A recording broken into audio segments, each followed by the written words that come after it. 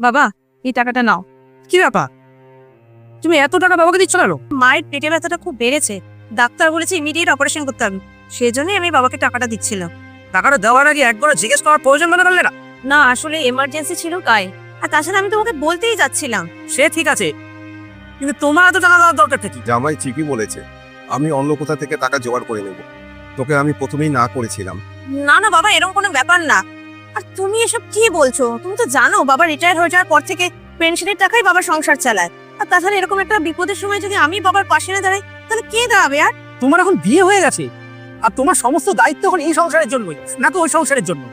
আর একটা কথা ভাবো তো, আর এই ব্যাপারটা যদি আমার বাবা মা জানতে পারে, তাহলে তারা কতটা রাগ করবে, তারা কত দুঃখ পাবে। আমি কি কোনো খারাপ কাজ করছি? তারা রাগ করবেনই বা কেন?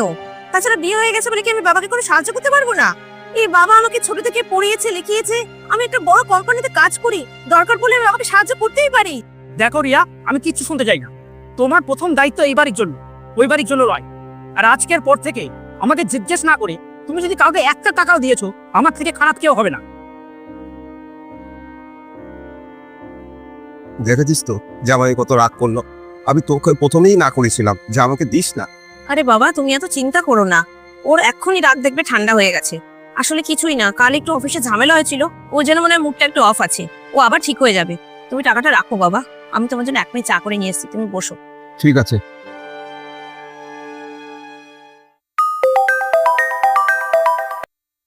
হ্যাঁ বলো।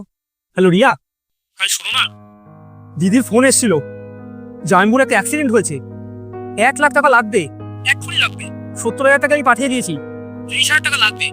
তুমি প্লিজ 30,000 টাকা দিদিকে পাঠিয়ে দাও না। আমার কাছে কোনো টাকা পয়সা নেই, আর আমি থাকলেও দিতাম না।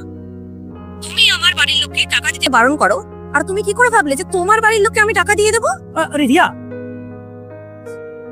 আমার ফোনটা কেটে দিল, বাড়ি গিয়ে ওর অবস্থা খারাপ করছি।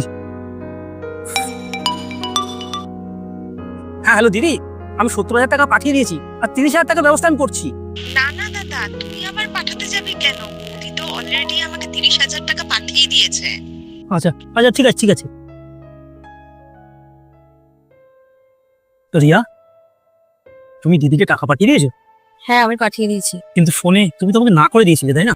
তুমি আমার বাড়ির লোককে আপন ভাবো না, কিন্তু আমি তো তোমার বাড়ির লোককে আপন ভাবি। রিয়া, আমাকে ক্ষমা করে দাও। তুমি আমার বাড়ির লোকের জন্য এত করো, আর আমি তোমার বাবাকে আর তোমাকে কত না অপমান করলাম। I am really very sorry. পরের বার থেকে আমি খেয়াল রাখবো যেন আমার জন্য তোমার বাবা মার কোনো রকম অসুবিধা না। থাক, এখন আর সরি বলতে হবে না। আমি ফোনে তোমাকে বারণ করেছিলাম ইচ্ছা করে, যাতে তোমাকে একটু শিক্ষা দিতে পারি।